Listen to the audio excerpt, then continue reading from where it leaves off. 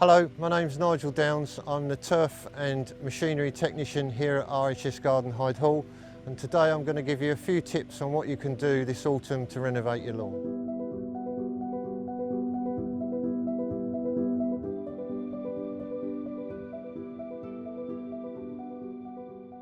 First thing we talk about is scarification.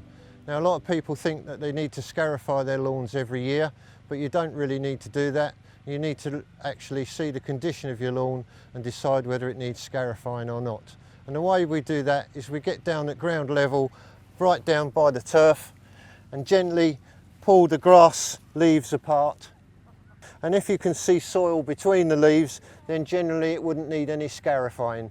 As you can see from this one, you can't see any soil, and there's a very matted layer of thick, what we call thatch, in the lawn, and that needs to be taken out to provide good air circulation at the base of the grass leaf to keep the lawn in good condition. Now, the way we remove thatch, it could be done in a number of different ways, but I'm going to show you how to do it by hand first.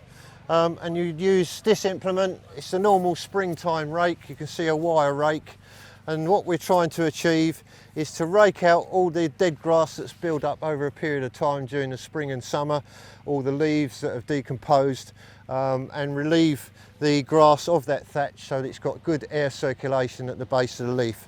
So you need to be quite aggressive with your rake and gradually rake it to you, and as you can see from this, some of the grass length is 2 to 3 inches long. Now, if we left it in that condition, that would stifle the finer grasses in the lawn, and the lawn condition come spring will be very poor. So we need to remove that thatch, and as I say, be very aggressive, rake that thatch out, and if we can, try to get down so we can start to see the soil appear underneath the grass leaf. It can be done in several different directions, and as you can see how much grass that's pulling up, how much thatch is coming out.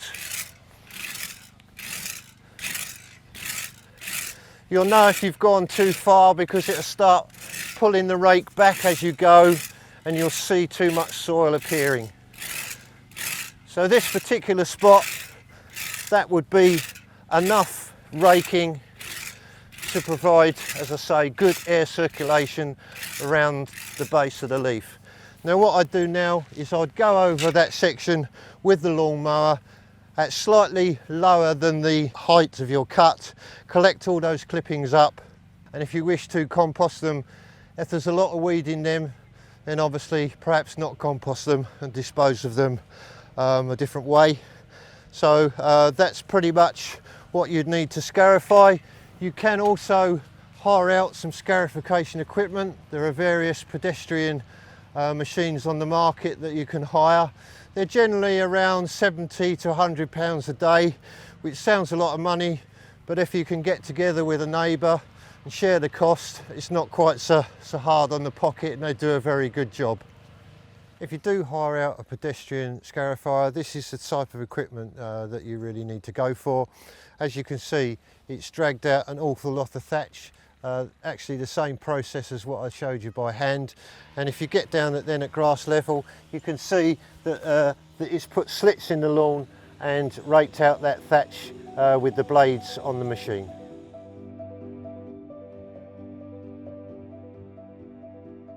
The second thing that I'm going to show you that you can consider doing will be aeration and top dressing.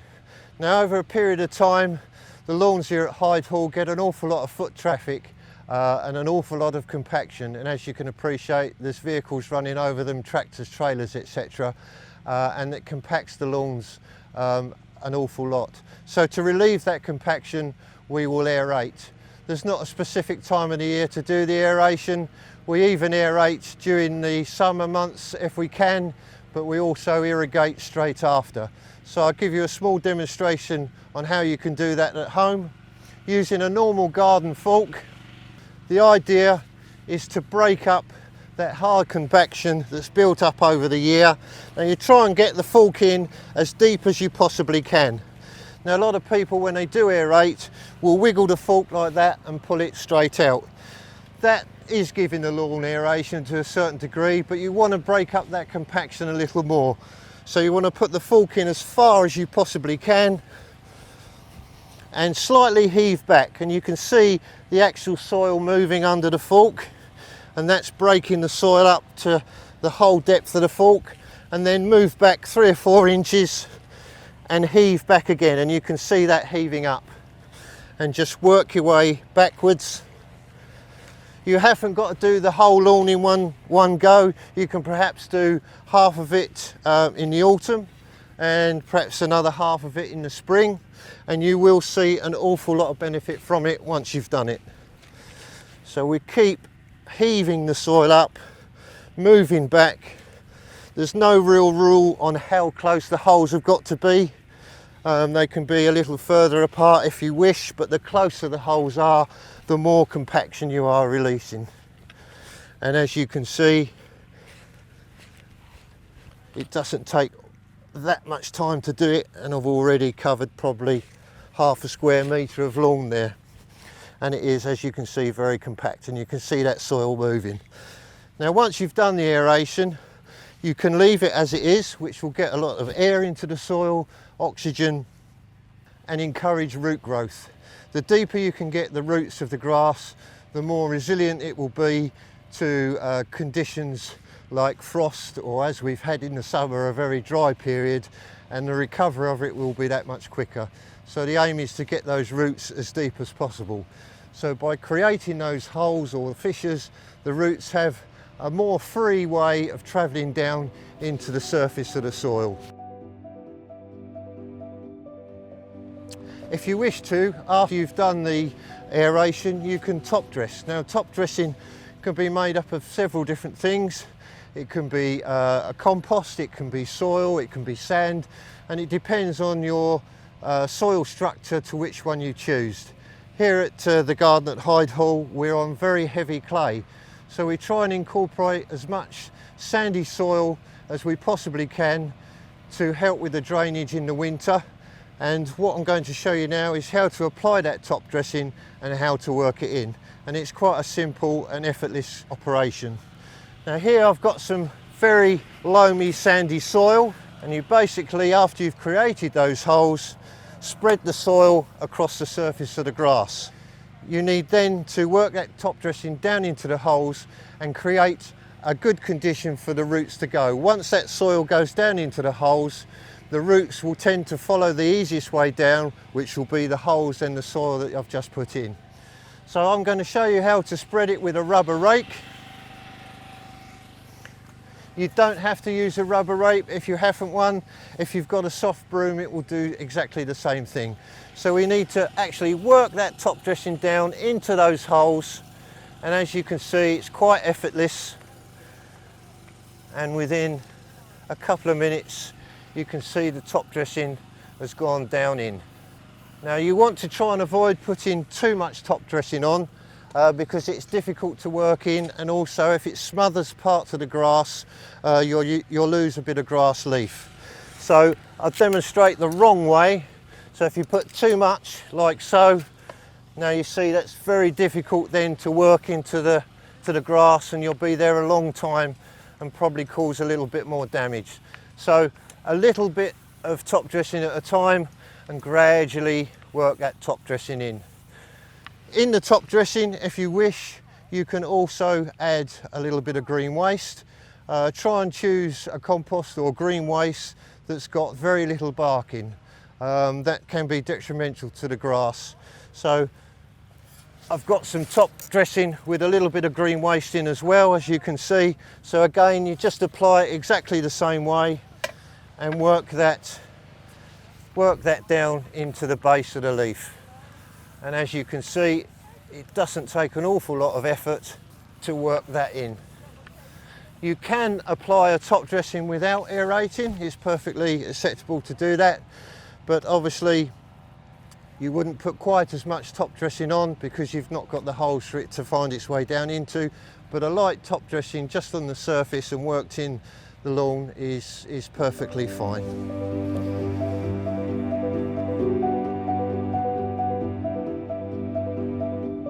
Right, the next thing I'm going to show you is overseeding. And if you wish, you can incorporate this into the top dressing as well. So I have some grass seed here. Now the type of grass seed or species of grass seed we have here at RHS Garden Hyde Hall is what we call an amenity mixed grass seed. Now that's a mixture of coarse and fine grasses. It gives good appearance, but it also gives good wear tolerance. So the main three grasses that we use in this mix is dwarf ryegrass, perennial ryegrass and smooth stalk meadowgrass. There's also a couple of others in the mix called creeping red fescue, which is a finer grass which gives better appearance. Now the dwarf ryegrass has a real benefit because you can cut it very short, so the mowing height is quite short, but it also gives good appearance after it's cut short. If it was purely perennial ryegrass and we cut it short, the appearance wouldn't be so good and it wouldn't be so lush green. So as I say, you can apply some of the grass seed in with your top dressing. So you'd sprinkle some of the grass seed in the barrow or whatever you choose to mix it in, and actually spread that in with the top dressing as you go. Alternatively, you can put the grass seed on before the top dressing goes on. So we'd sprinkle the grass seed and then put your top dressing on and work it in. And you want to aim for overseeding, so overseeding the grass you've already got, something around 30 to 40 grams per square metre approximately. If your grass is very thin, you can increase the amount of seed you put in. But it's quite important every now and again to freshen up the seed that you've got in your lawn. So if your lawn's 4 or 5 years old, I suggest that you perhaps overseed on the 5th year to increase the amount of new seed you've got in there. A lot of people will say, come here at Hyde Hall and say, my grass has been down 10 years and I've done virtually nothing to it and it looks really, really good. But I advise every sort of 4 or 5 years to overseed with a new mix to freshen it up. Probably a lot of you would never have seen one of these implements, and this is called a lute, L-U-T-E, and it does the same sort of operation as what the rubber rake does in working in the top dressing and the seed that we've put on the lawn. But it also, because it's got a flat surface on, shows any small undulations in the lawn which the top dressing will gradually iron out. So the process is exactly the same as the rubber rake, and again very effortless. It's just moved that across the surface of the lawn, and as you can see, it's showing up all the low points in the lawn, and as you gradually keep working it in, those areas will disappear. And then again, if you wish, you can put another dressing of top dressing on and actually work that in, and you'll find that it will iron out all those small little dips in your lawn. These are available to buy, you can get them off the internet, and it does exactly the same job, as I say, as the rubber rake. The next thing I'm going to talk about will be autumn lawn feed. Now this differs quite a bit from the spring and summer feed that we put on. It's got a much lower percentage of nitrogen in it, so come autumn winter what we're trying to do is actually feed the roots and build up a good root structure. Now if we used a summer feed going into late autumn, early winter, that would produce a lot of leaf growth from the nitrogen that's in it. Now we want to try and avoid that, because a lot of leaf growth in the autumn and in the winter, when the frosts start coming in, will damage the lawn quite a bit. So the lawn feed that I've got here is a granular type, and it's widely available. There's no specific brand for this. It's widely available to the public, and we use this and put this on as 70 grams or less per square metre, so anything up to 70 grams per square metre. You can cut that down a little if you wish, but 70 grams will be what we'd use. So again, we'd apply it very similar to what the grass seed is, so we'd work out the size of our lawn, times that square metre by 70 grams, and that would be how much you'd need to do your lawn.